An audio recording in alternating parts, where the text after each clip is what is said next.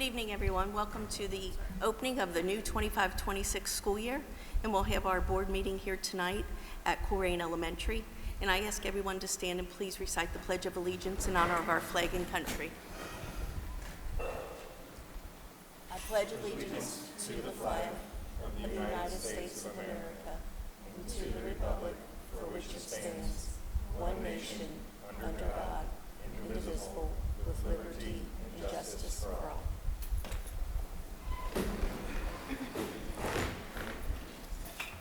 And Amy, can you take roll call, please? Ms. Slattery? Here. Mr. Heather? Here. Mr. Detzel? Here. Mr. Gilbert? Here. Mrs. Taube? Here. All right, and I will read our mission statement. The Northwest Local School District will create a responsive learning community where all students are valued, challenged, and guided along a pathway to success. And then if I could get a motion and a second for the agenda. So moved. Second.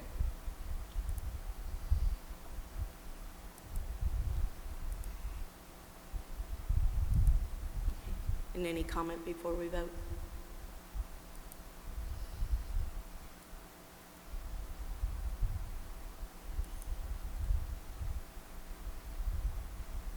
Okay, and that passes without opposition.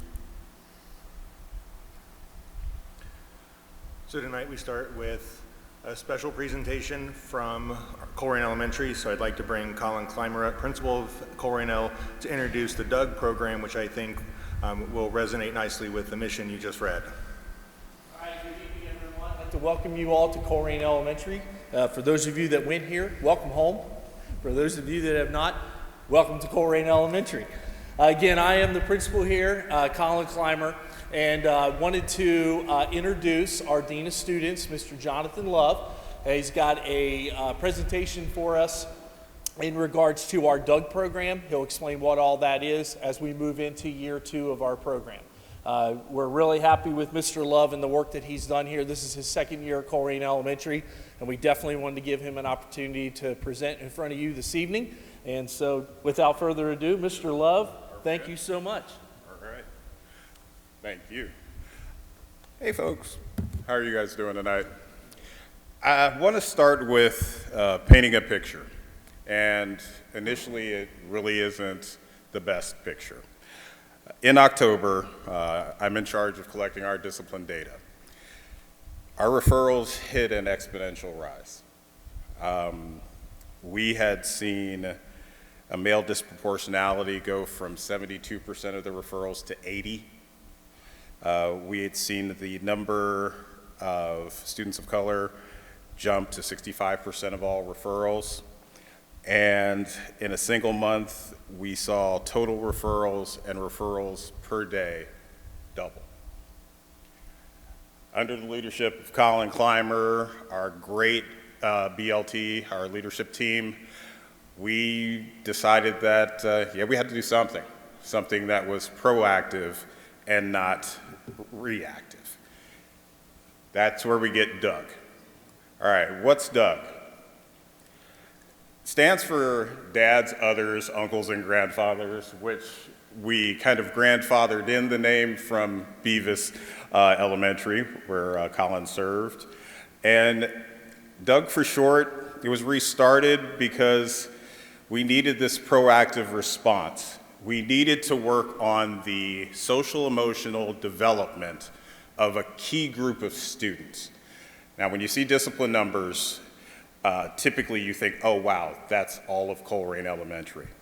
That wasn't the case. It was just a few students that had multiple referrals. So this key group that we knew was struggling, we decided to look at the data a little bit deeper. A majority of them, obviously, were male students.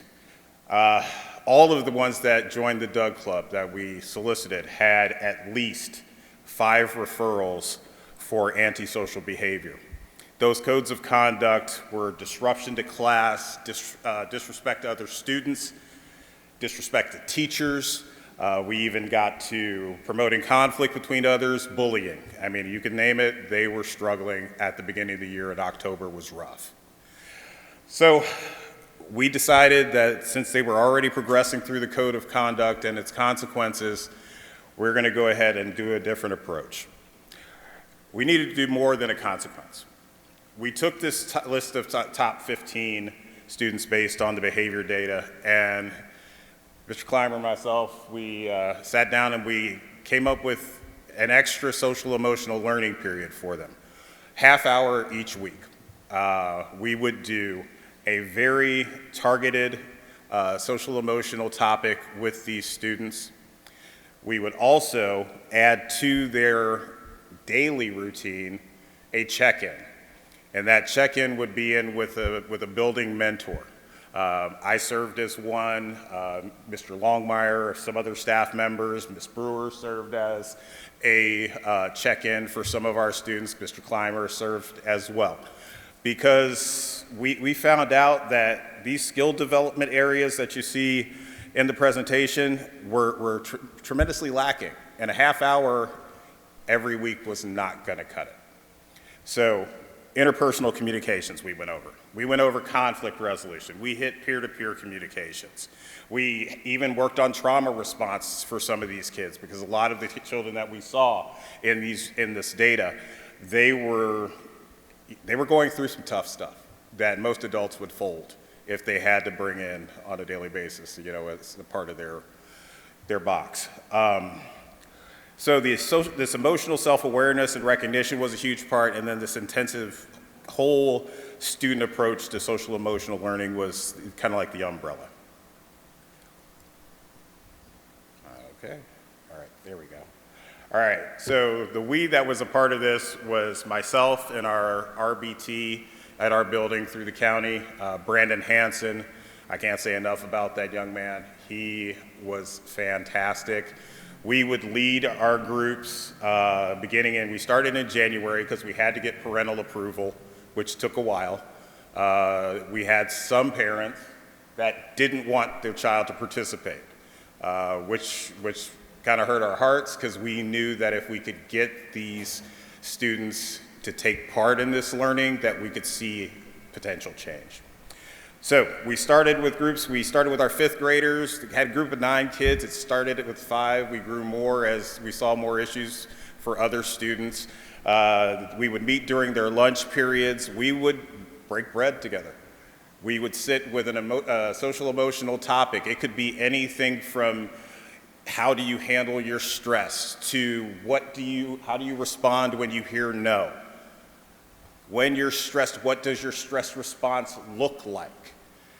And we built skills into these young, in this case, young men, that they could practice. And this was not something that was in lieu of consequences. So we did not relax our consequence violations, or our code of conduct violations, for them because they were members of the group. But we did see a dramatic reduction among this population. They decided to take up that second bullet point I kind of skipped over. They decided to take a part of our break protocol, where we let all the teachers and staff members know that if this student recognized, based on the social emotional skills we were teaching them, recognized that they needed to step away from whatever the negative stimuli that they were feeling, if they recognized that, let's give them a break. We could give them that pass. They could come see me, Brandon. We have the mindful nest here where they could go and they could take 5, 10 minutes, even longer if they needed to get back on track, to use the skills and practice the skills that we were teaching them. And they did a phenomenal job. The results, we saw accountability number 1. You gotta own it. Our SOAR expectations here, the O in SOAR for our building expectations, is ownership. And we made sure that these young men would take ownership of whatever their responses were at that time. They had a greater self-awareness and restraint. We had kids that decided to react earlier in the year with violence, perhaps harsh language that was disrespectful, profane, what have you. I gotta walk away. Or they just would choose other language than the language that would lead them basically to my office anyway. All right, so they had a respect also for the need for consequence. They knew that if they did something wrong, yeah, I gotta face it. And it was something that we would push with them, that there was a sense of love for these students, but we loved them, not their choices.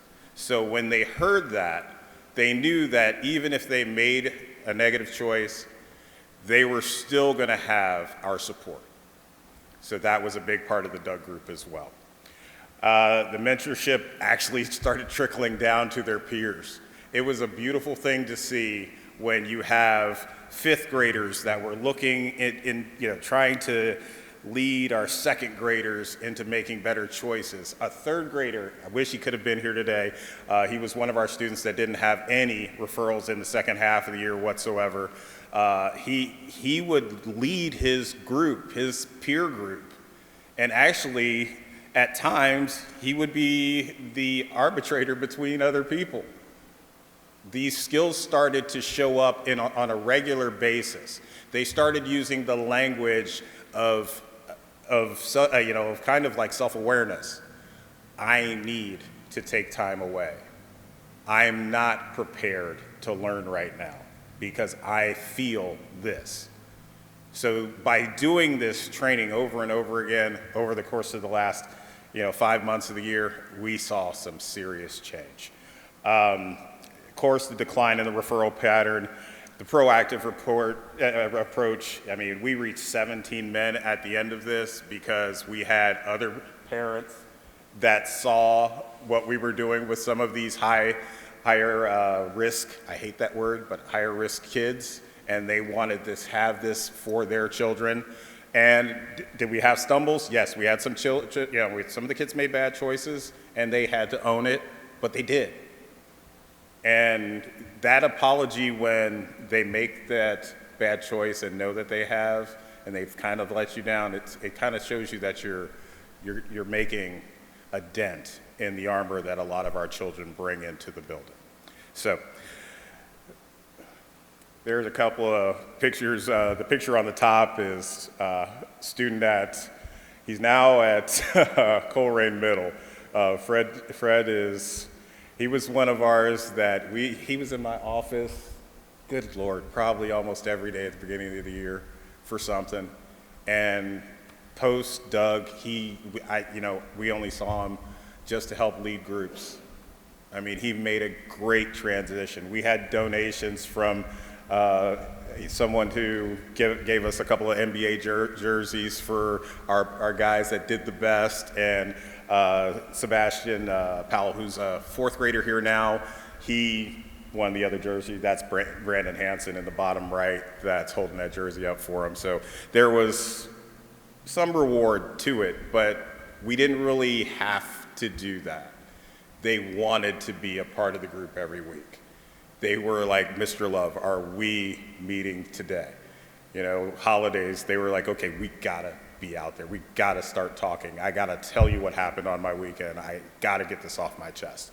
So that's what the Doug group really stands for. The future. They're already asking about when they're meeting next. We're set up to get started on September 8th. We have our group of about 7 from last year that are still with us. I don't want to say we're recruiting, since the object is not to need Doug, but we are definitely paying attention to our incoming students and our existing students to see if there is that social emotional need that they may lack. So we're going to keep it going, and the proactive response to get ahead of the situation before it becomes something that's continuously punitive, I think is just soaking into the whole child, showing that love to the whole child. So we're going to try to expand our activities beyond our school hours. Field trips, we're going to try to get them out for real life experiences because, quite frankly, a lot of them don't know much more than Colerain Township. So we're going to try to expand that. We're going to try to grow the number of mentors beyond our in-house. So if any of you guys are interested in mentoring, you can just hit me up here, and we may be able to partner you with a young man or woman at this school as well. And I just think this is a proactive measure at addressing the root causes. So many of our students walk in the door with things that it's not their fault. And it keeps them from being able to access the fine curriculum that we have here and the efforts of our teachers that are, I'll put our teachers against any in the district. They're the best. And if we can keep reaching them before they become that recurring situation behaviorally, I think that we're on track. So with that said, I think this is something we can do and continue to do. Hopefully it can grow into other buildings. I think what Colin came up with, and when we sat down and talked about it, it was something as a dean at another building for several years that I hadn't heard, a very proactive response to a very negative set of trend data, as opposed to, wow, nothing. And it took hold. It took hold quickly. And I think, I swear by it, guys, it's awesome. It's awesome. All right, that's what I got for you guys. Thank you very much for allowing me to. Anybody have any questions? Any questions? Yeah, so if a student was in the DUG program last year, is he automatically enrolled this year, or does their... We're going to start with some of those kids, revisiting those students. Yeah. Obviously keeping track of how they're doing and continue to praise them if their referrals are down. Yep. So I think that's kind of where the starting point will be, and then get into the data as we move forward into the school. I just want to thank you guys for doing this. As I sit here and listen, I love this, and feel free to put my name down as a mentor. Fantastic. If kids don't know something, they don't do it. Right. I mean, am I missing something? I mean, that's what I'm kind of hearing and resonating that. And I think that, I'm sorry. Yeah, no, go ahead. I think, we teach writing, arithmetic, we teach all of those things, but we also need to make sure that we're teaching how to behave, what to do. And what better place than have these kids who are with us majority of the day to set them up for success. I agree with that 100%. And then how many family members participated? As far as family members, we had several parents that on the periphery wanted their child to be a part of it. They did not actually get into the nuts and bolts of the meetings. They knew of the program because Mr. Clymer was able to share it with some of them that were struggling.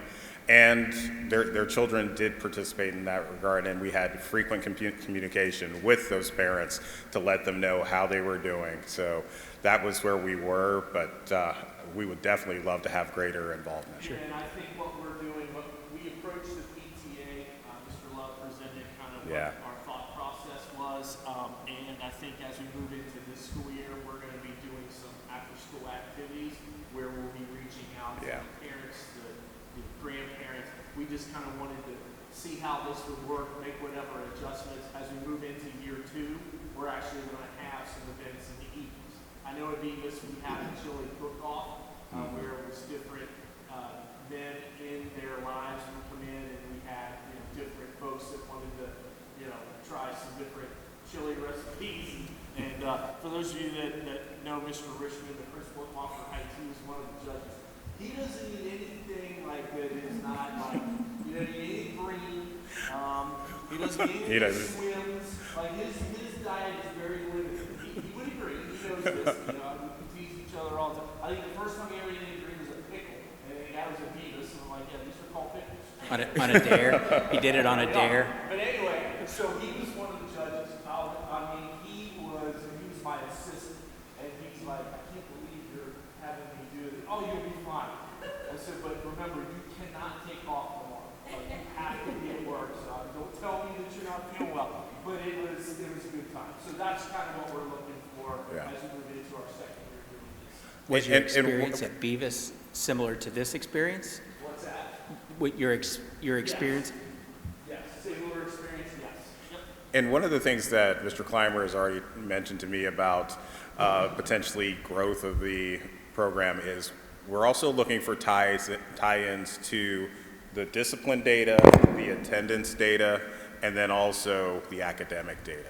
So there may be that linkage for all three where we might be finding, a couple of kids that have two of those issues, and then we can add them to the pool as well. Yeah. Question. I see that you had 9 fifth graders that moved on to the middle school. Yes. What's happening with those guys? Is there anything at the middle school that they? That's a good question. Yeah. So just That's something we probably need to talk to the dean over there and Yeah. just say, here's some of the things that we had them go through, just to make Yeah. sure they have that support of who's over there. Absolutely. Yeah, that's great. Absolutely. okay. Especially since they're right here. Yeah, exactly. Yeah. They're always paying visit, right? Yes. Yeah. Yep, which helps. I think it's great that you're being proactive and tying the data in, and I love to see how it transitions over to the middle school as well and keeping them engaged. How do you keep kids from taking advantage of the breaks? What are some of the... It's very clear. It has to be a break that is because you are in a heightened state. And this is not, our breaks are not an unstructured break where they're just showing up in the office and playing with toys or something of that nature. Those breaks are, okay, what happened? What are you feeling? How do we address it? Because you have to deal with why you have left the room or needed to leave the room. In fact, today I had one of our students from last year that had to do a break this morning because he felt there was too much stress over a math activity. And it's like, okay, well, we know we have to do math. Math is gonna be there. It's not gonna disappear.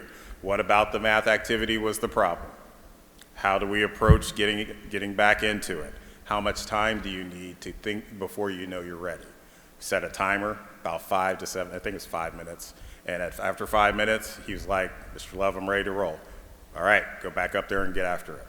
Yeah, so it's not one of those things that we're just giving them a complete break away from curriculum at that time. The expectation is you're gonna go back and you're gonna handle it, but we're gonna talk about why you're feeling what you're feeling at this time. That is exactly what we do. Awesome. Yeah. Thank you for presenting. All right. Very good. Feedback from the families that it improves behavior at home? I've had nothing but positive feedback. They love that the kids are a group, part of the group. They call all the time, and if a kid makes a mistake, they're apologetic. They almost feel like they don't want to let us down. Yeah, they want us to be a part of it. It's definitely a group effort. I will say that, yeah, that's the best part of it as well, seeing those parents engaged. Great, thank you very much. Hey, no problem. All right. Thank you guys.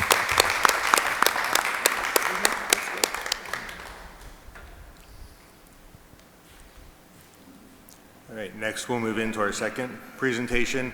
We have Yolanda Palmer, our transportation supervisor, and our assistant supervisors, Brian Redden and Tanya Henry, who are going to give an update on transportation.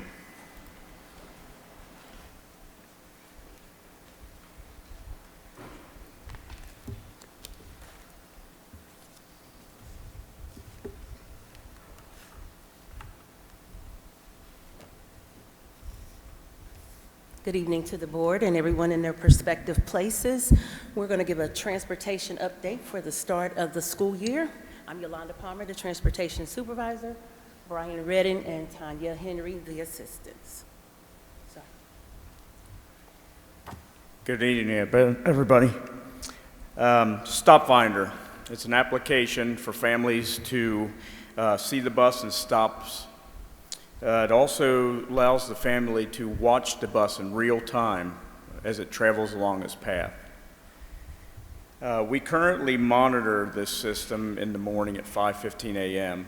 I'm actually attached myself to about 6 different routes, and if there's a glitch or anything, I can contact our provider right away and try to find out what the problem is.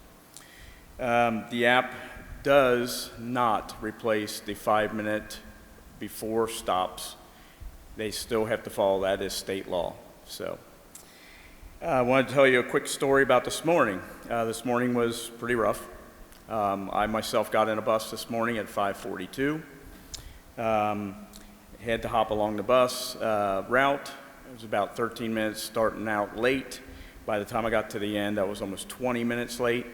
We were not in the office yet because we were all driving. Was not able to put a message out. I got to every stop, made my apology, everybody, and everybody actually held their phone up and said, "I'm not worried, I've been watching the app." It made me feel real good that we're getting somewhere with this. We actually have a short video to show what it is.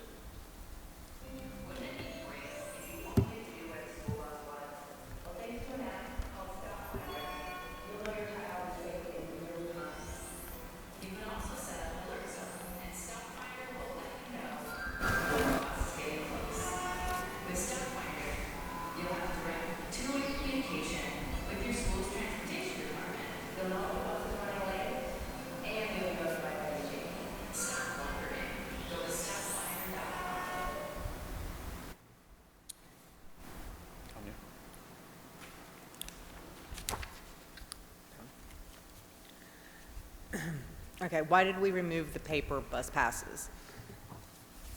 In the past, it has been, routes change daily. We add children daily.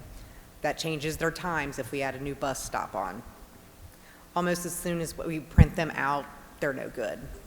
If a child has an alternate stop request, needs to go to a daycare or babysitter, that changes 2 routes at one time. Large numbers of returned passes. Every year we get 200 to 300 returned to us. It costs about $6,000 for us to send out bus passes, so that saved us quite a bit of money this year.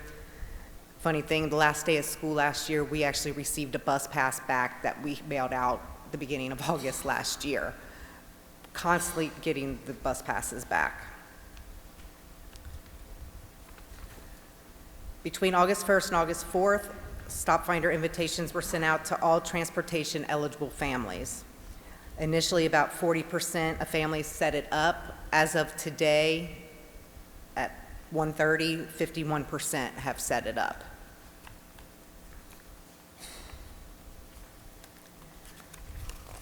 Emails were sent out, I can't move my fingers, were sent out on August 11th to all families who activated and families who did not activate their Stop Finder accounts.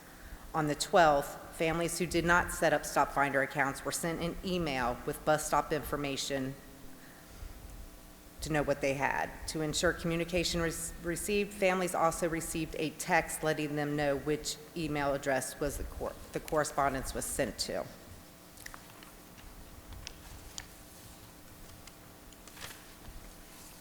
Timeline. During open houses, the building offices were able to provide bus stop information to families. They were also able to provide the preferred email address to get a new Stop Finder invitation sent.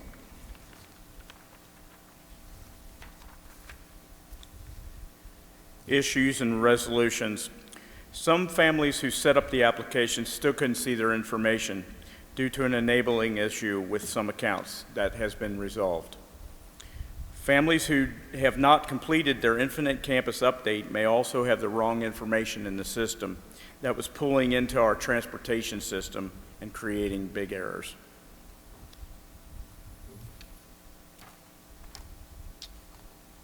There was also a geolocation glitch between the two systems, Infinite Campus and Route Finder, which resulted in problems with the students manipulating their route assignment. That has been resolved through integration.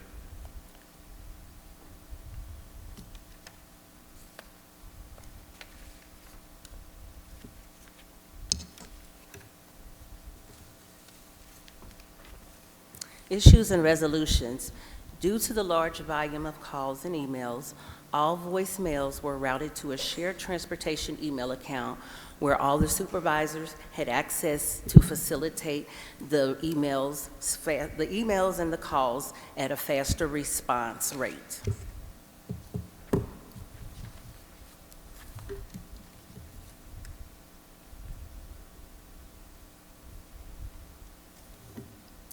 To address increased call volume and email response rates, we are assigned duties and ensured one person had the sole responsibility of responding with others helping as they could.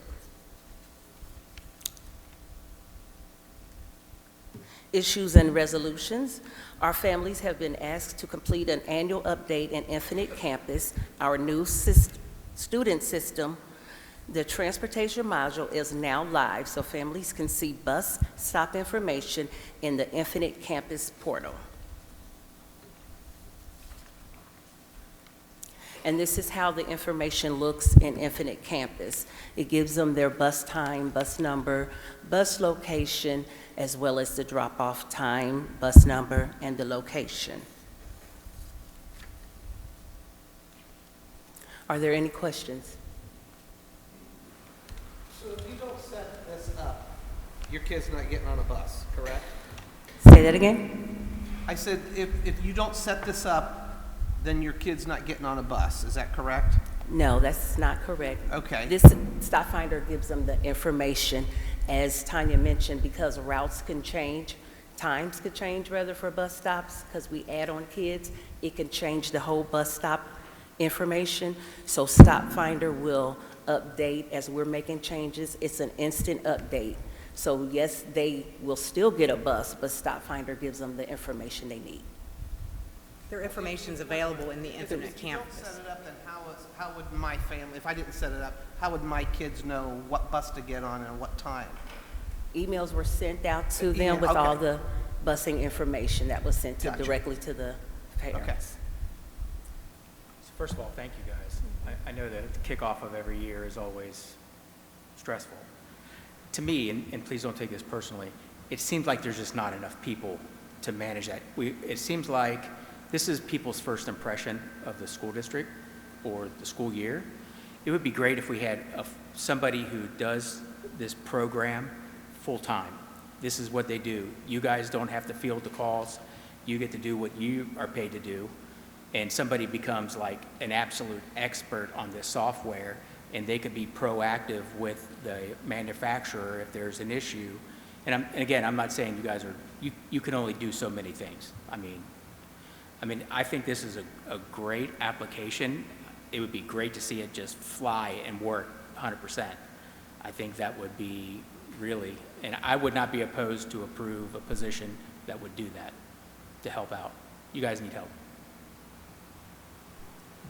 I'd like to commend you for finding a way to save the district money. I think that's important. I think Paper Pass is not necessary anymore with the app. And Infinite Campus, I think, is going to be a great addition once it's running smoothly, and that's always hard when you go to a new application. And thank you for stepping in and driving buses and being there to get the kids to school. So I do appreciate all your work.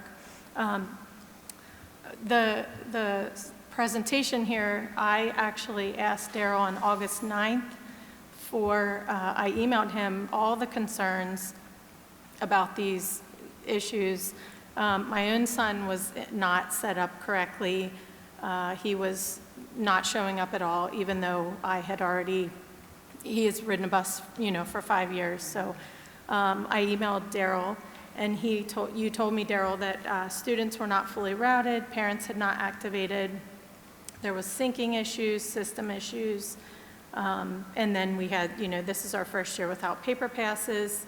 So I had asked you for a communication to our parents with this exact presentation 10 days ago, and asked for, let's let people know that how hard you guys are working, and acknowledge that it could be a day or two that they get a phone call back because you are doing so many jobs.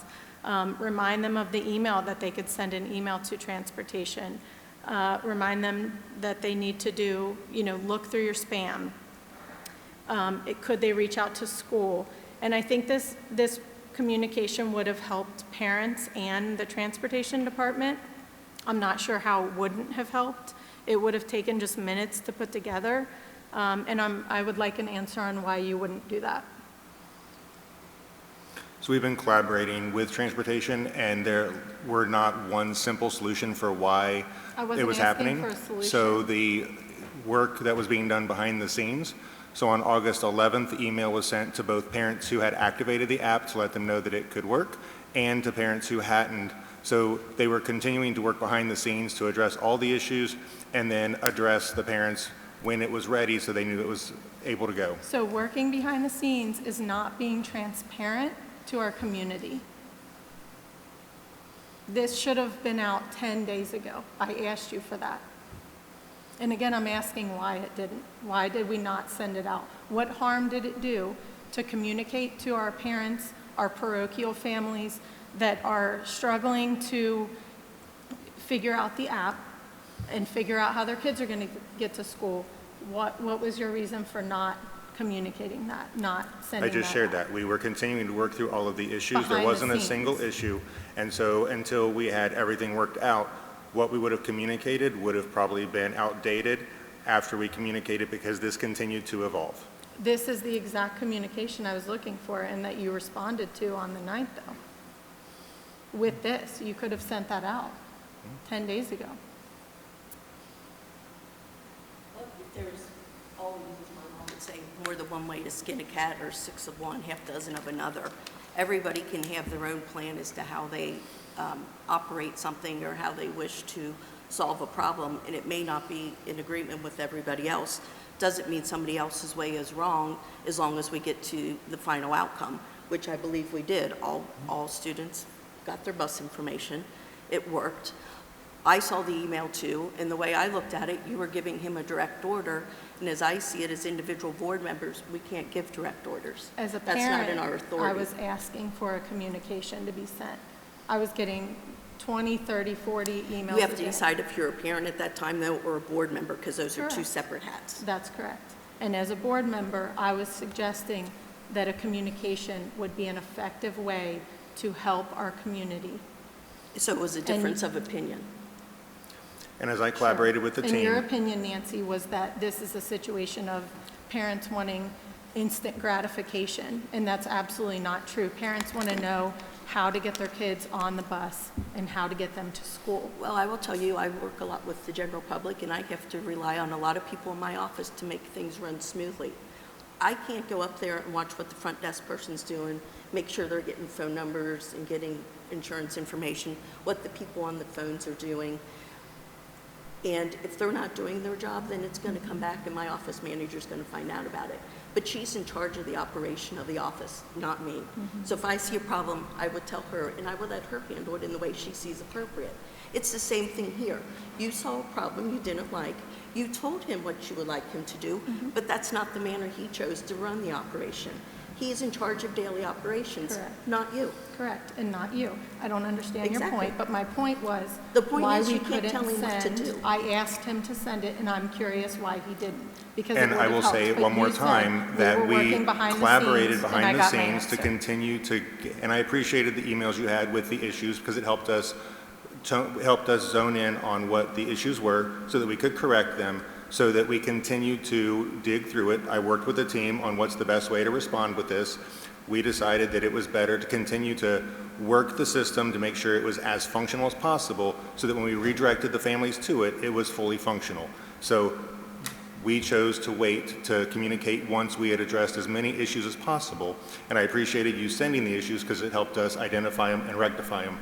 I'm just, again, I just think that we need to look for ways to be more transparent with our community. It's okay when there's issues and they need to be addressed, but I think anytime we can send something, put something on Facebook that may help not have 100 calls a day to transportation, it would have been helpful. That's the only reason I was asking for it, and I was trying to understand why we would not, what would the harm have been in doing that?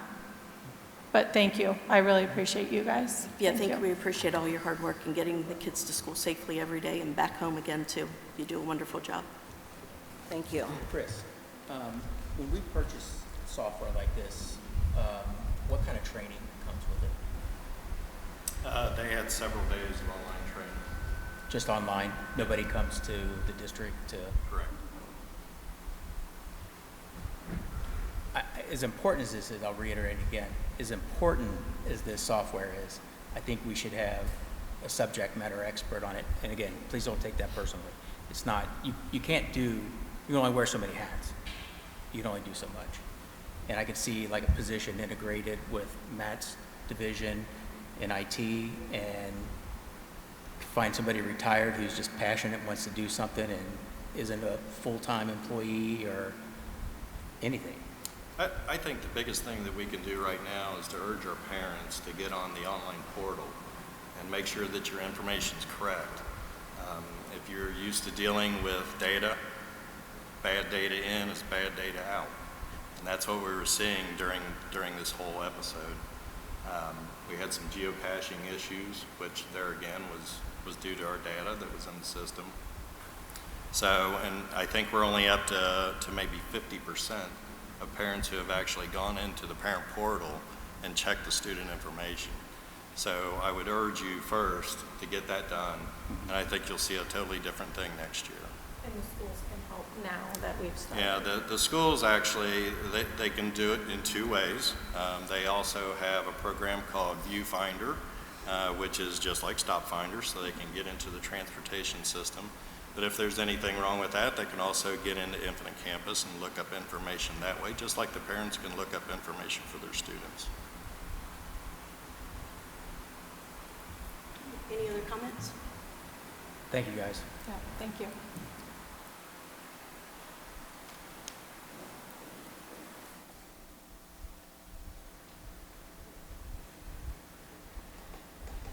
All right, next we have a presentation about open enrollment. So as we went through the process of approving open enrollment, there was conversation about, is this something that would be permanent, or several mentioned maybe a trial. So I want to make sure that throughout the year you have updated information about how open enrollment is going. So just to reiterate, on March 10th, the board passed the open enrollment policy for the district. We had an application period that was open from May 1st to May 23rd. This was an opportunity for anyone who was a non-resident of the district to apply to have their child considered to be a student in the district. Families who were approved were notified the week of June 9th. They were approved to enroll their child. They had to then take the next step to actually go on and do the online enrollment. They had until the end of July to complete or at least start the online enrollment process. We had 233 applications for open enrollment.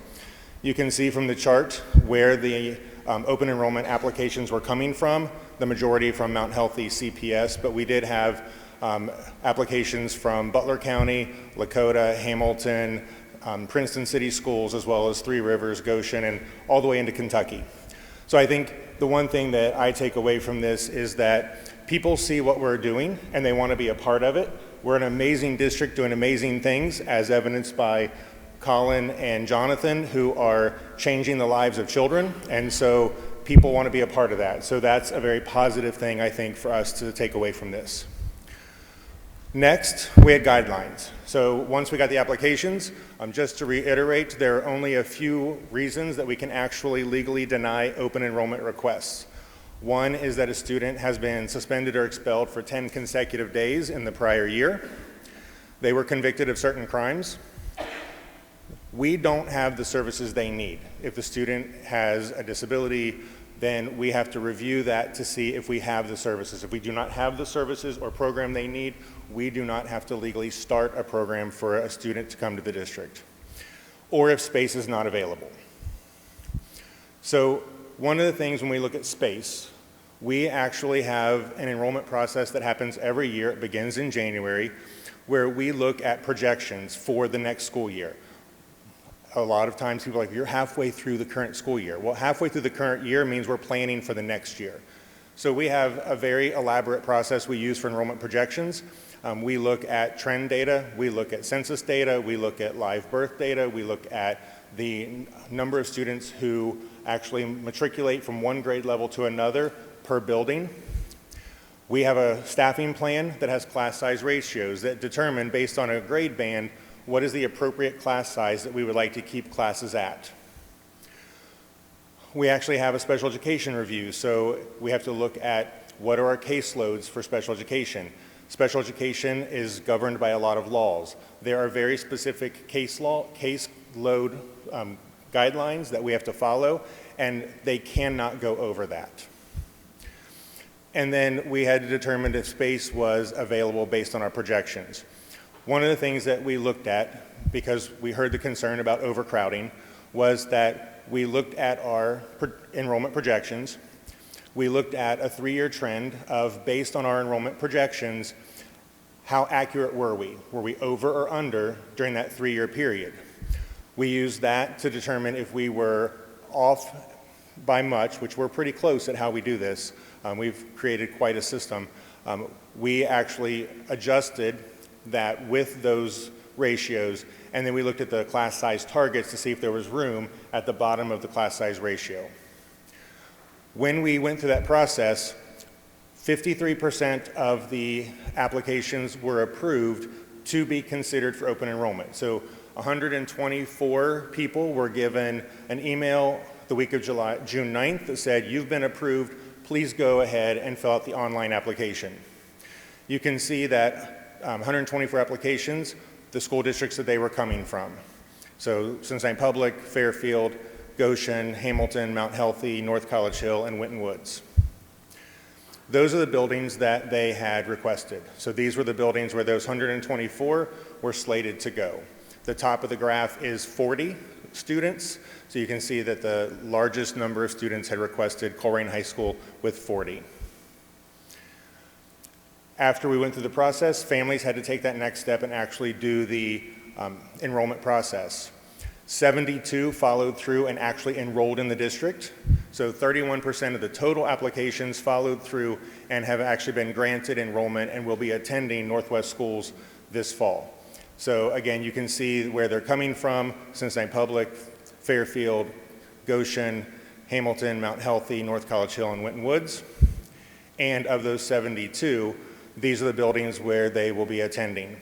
So the top of the graph is 25 students. So you can see where the students will be distributed across the district in terms of those 72. Any questions? The numbers, 31% actually following through the entire application process. Was it a complicated process that made people drop out? I can't imagine, even at the halfway point where they were notified that they were accepted. It's the same process that our current families who live in the district go through, and we didn't have them complete the application by July 31st. They just had to have started it.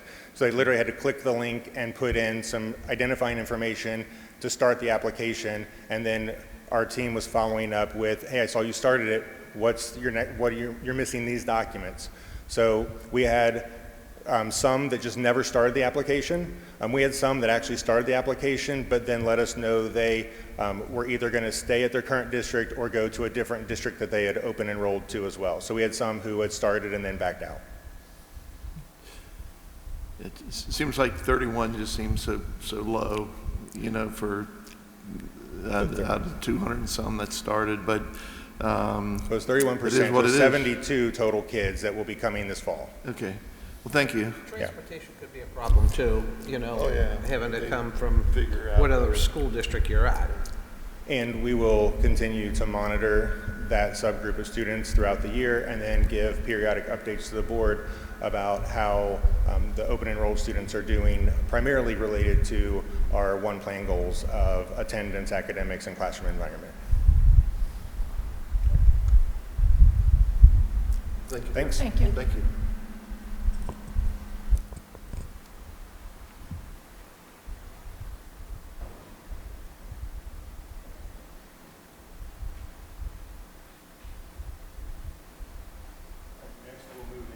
The consent items, so we'll start with personnel. We seek approval for the following: 10 resignations, 1 release from employment, 18 initial appointments, 11 change in status, and various supplemental items and leaves of absence. We have several vendor contracts for auxiliary, non-public, and special ed. With that, the superintendent recommends the board approve the consent items as listed. Can I get a motion and a second? Second. Any questions?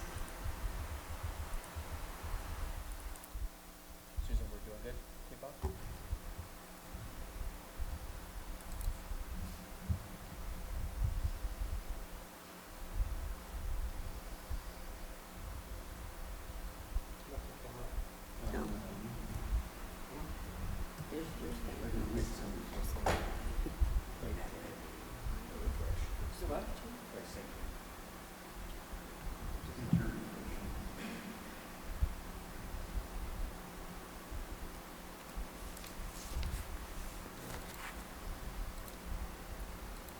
No.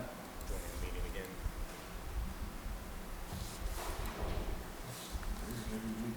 Somebody's in.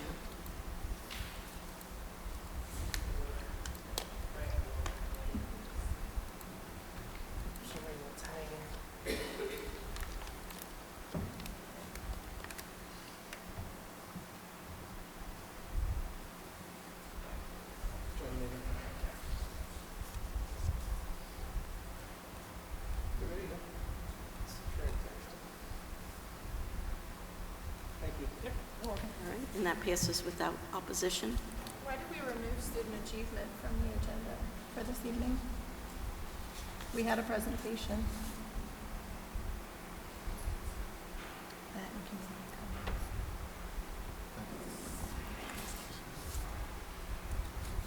It should have been on there.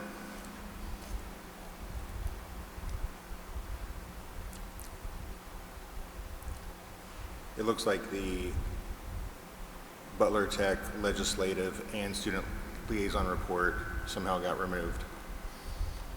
So we can go back and redo those. I don't have a report. You don't have a report? I don't have a report tonight. Nicole, do you have a report? I do, yeah, Brenda put a report together.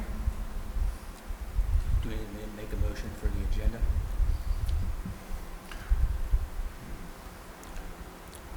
Since it wasn't on the agenda, do we need to make a motion?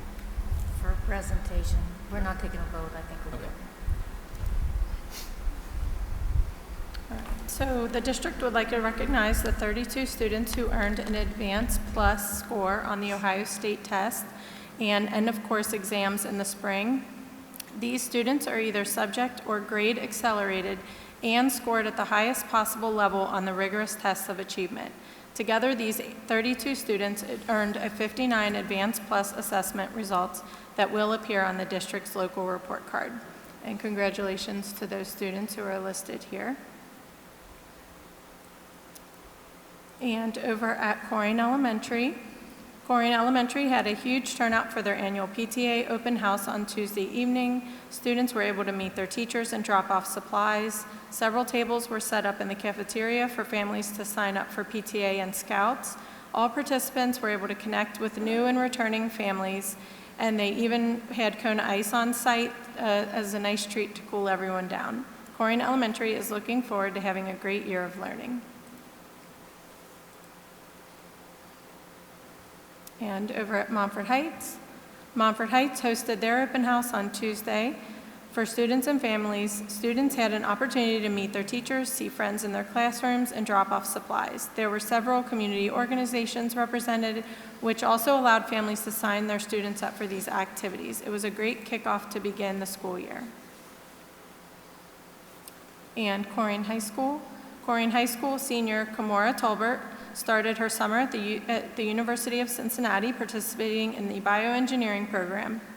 Throughout the program, Kamora explored the intersection of biology and engineering through hands-on learning experiences. Kamora is pictured in these photos with her final project and during her awards ceremony. And on to athletics. White Oak Middle School's volleyball and cheerleading teams came out to help support the sixth graders on their first day of middle school. They cheered them into the buildings, helped them find their classes, ate lunch with them, and assisted teachers throughout the school. And thank you to those students for giving up their last free day to help out.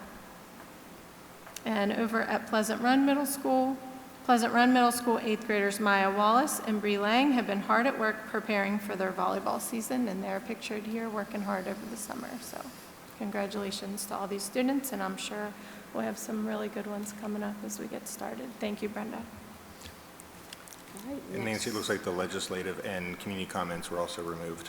Oh, okay. Legislative. Nothing updated from last time. Okay, so we'll move on to community comments. Our policy number 0169.1 addresses public participation at board meetings, gives each submission 3 minutes to address agenda items of any topic during community comments. However, no more than 15 minutes will be devoted to public participation unless the board votes unanimously to continue discussion. The policy also states that no response to the submission will occur from the board or district administration during this time. There are no community comments at this time, so we move forward to our next agenda item.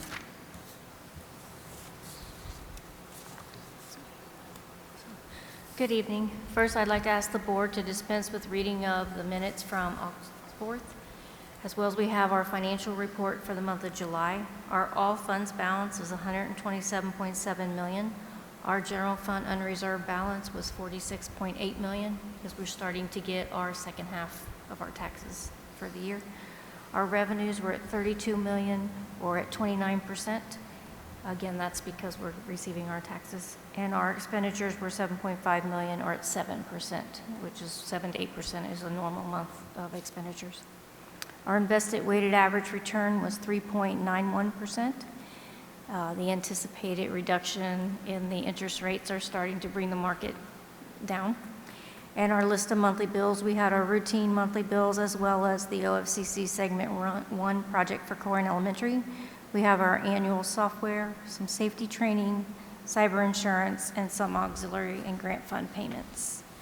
And finally, we have 4 then and now certifications over $3,000.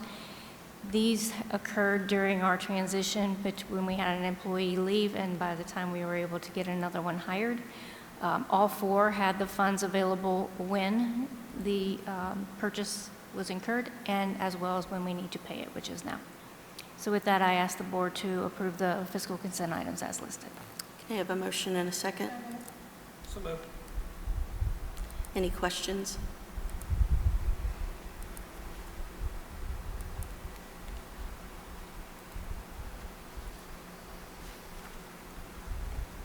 Go ahead and vote. Okay, and that passes without opposition. Thank you. So we have a couple of other items. We've actually had people calling already about the Golden Pass, so we're going to approve that again this year. However, last year it was approved for a single year. This year we're just approving it continuously, so that way it'll roll from year to year, so people can continue to not only use theirs, but continue to get it year after year if they qualify. So with that, Superintendent recommends the board approve the Senior Golden Pass discount pricing as listed. So moved. Second? Any questions? Okay, you can go ahead and vote.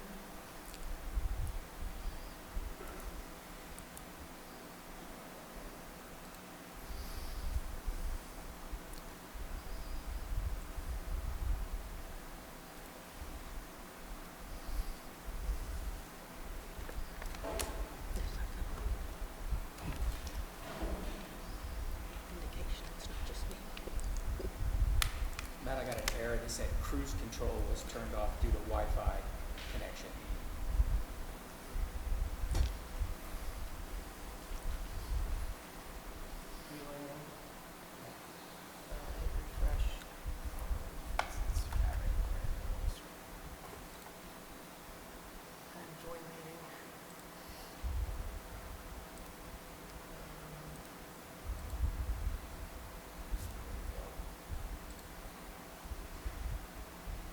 All right, and that passes also without opposition.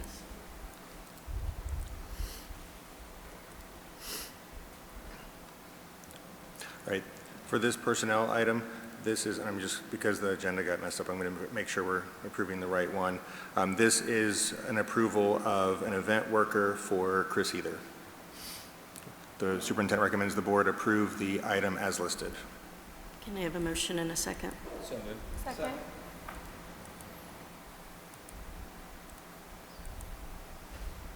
right, you can go ahead and vote on that. And that passes without opposition with one abstaining. And next, we have another personnel item. This one is to approve an event worker for Mark Gilbert. And the superintendent recommends the board approve the item as listed. So moved. Second.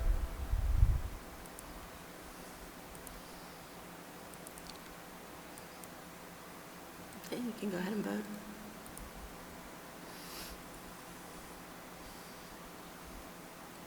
All right, and this passes with one abstaining. And for the updates tonight, I just want to recognize the strong start to the school year that we've had. Last week, we had our in-service days with our staff on Monday, Tuesday, and Wednesday, and those were really successful. There was a lot of positive feel in the buildings around the focused areas for this year, doing more of what works and less of what doesn't, as evidenced by the presentation tonight from Colerain Elementary. And we had a great kickoff with all of our staff together. I'm really kind of making sure that we're all ready to just go for the year. And after the phase-in days and our first full day today, there's just such a positive vibe throughout the district. Things are running smoothly.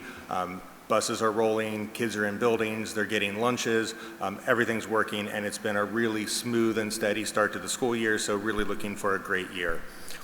A reminder to everyone that even though we've just started the year, we do have a holiday coming up on Monday, September 1st. That'll be Labor Day, so a day off just so people can get out of the summer mode and into the fall swing. And then just a reminder, I know we talked about it earlier with the transportation update, but families updating that Infinite Campus portal is really important. If something happens at school and we need to reach families, we need to make sure that we have the right information for the families so we can get a hold of them. So that update is really important. And then continue to download and activate your Raptor account or your StopFinder account, a different system, so that you can continue to be informed about the busing. And then because we're at Colerain Elementary, I want to take a moment and just continue to acknowledge that we are building our new Colerain Elementary. Houston, the site where it's going to be built, is going to be demoed this month, and we will level that site, prep it, and then break ground this fall on the new Colerain Elementary. And I don't think that this can be said enough.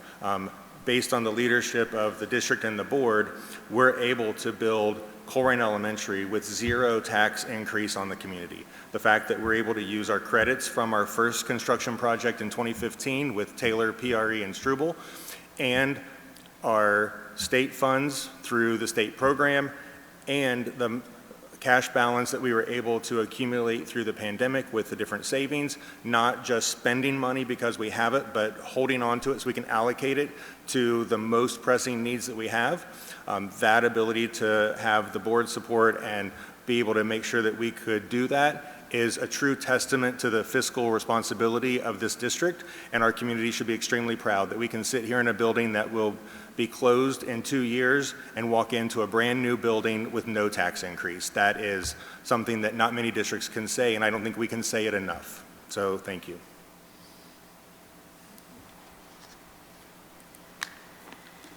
And next, the board policy manual is now available for review. We'll vote on that at the next session. If there are any changes or questions you have, you can obviously send those. And then we'll move on to board member comments. We'll start with Jim. Yeah, just for everybody, don't forget Thursday, the 21st, down at Strickers Grove, is Community Partners for Education back to school bash from 6 to 9. It's $7 to get in for an individual, $25 for a family of 4 or more. So we hope to see everybody out there. 7 to 9 on Thursday. 6 to 9. 6 to 9. Okay. Chris. Just wanted to thank Colerain Elementary for hosting us tonight. Colin, thank you, sir. A little warm in here. In 2 years, we'll be in a state-of-the-art auditorium we'll be complaining it's too cold. Looking forward to the new school year. Looking forward to attending both Northwest and Colerain football games. They're always a lot of fun and should be a good year. That's it. Nicole. Yeah, I'd like to thank Mr. Love and Mr. Clymer for their presentation, and also our transportation, drivers, in-office personnel, everyone works so hard staff for getting our buildings ready, even those out there pulling weeds and cutting grass, and everybody that just helps to get it ready for the first day. I did miss the staff kickoff. I hated to miss that last week, but I heard it was a great time. And just also, you know, I was elected by the community to represent the community, and I felt like we had an opportunity to be transparent and be proactive, and I felt like we missed that by waiting to do the presentation, which is by no means directed at you three. But it would have been helpful and proactive, and again, I was elected by the community to represent them, and that is what I'm doing by asking for transparency. Thank you. Mark? I want to thank you guys for the presentation that Doug, you know, we can teach kids anything and everything, but if they don't have some fundamental behaviors, it's just going to be significantly ineffective. So I think that's great, and I meant what I said. Put my name down for a mentor if you need one. Thank you for the transportation. I would love to see somebody oversee that so that you guys have help and you can really buckle into your positions and not out driving a bus because somebody didn't come in. And it would be really neat to see this thing fire on all 8 cylinders. And that's it. All right. And again, to reiterate what they said, thank you for the Doug presentation. That was a wonderful thing that you're doing for the students, and definitely going to benefit them in the long run in their future life as well. And I also would like to say, I just feel like there's been a very positive vibe this year for the beginning of our school year. The Welcome Back to School bash or fundraiser, I'm probably saying the wrong word, Welcome Back to School fair. That was absolutely amazing. A lot of families there, wonderful kids to interact with, parents to interact with, so many community members out there giving their time and energy to help welcome these kids back to school. It was a beautiful form of community engagement, and I just hope we can continue that positive community engagement throughout the rest of the year, because it makes a world of difference. You know, if these kids feel supported not only by their home, by their teachers, but by the community, that makes a huge difference for them and really enables them to really want to achieve, want to do well, and want to do their best. So I hope we can continue to get the community to stay involved and really help with the school district and help with the kids. The other thing, there was such a positive vibe as well at the staff opening. You know, we have such a negative atmosphere in the community, community at large for public education. It's just a lightning rod to bash and bring out negativity without even thinking about what you're saying. And the positivity that was there was incredible. It was heartwarming, it was inspiring. We have an absolutely wonderful staff, absolutely wonderful teachers, cafeteria workers, bus drivers, custodians, and I just really think there's a good vibe this year, and I think this is gonna be our year. I think we're going to make some changes and some improvements, and we're going to see some awesome student achievement. So if we continue that momentum through the rest of the school year, I think there's no stopping us. So please continue to be involved.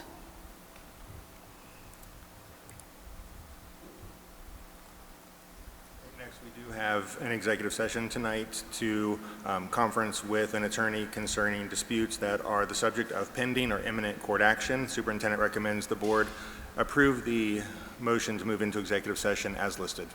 So moved. Second.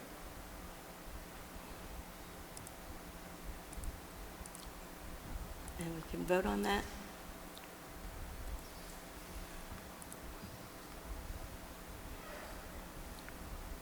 And that passes without opposition.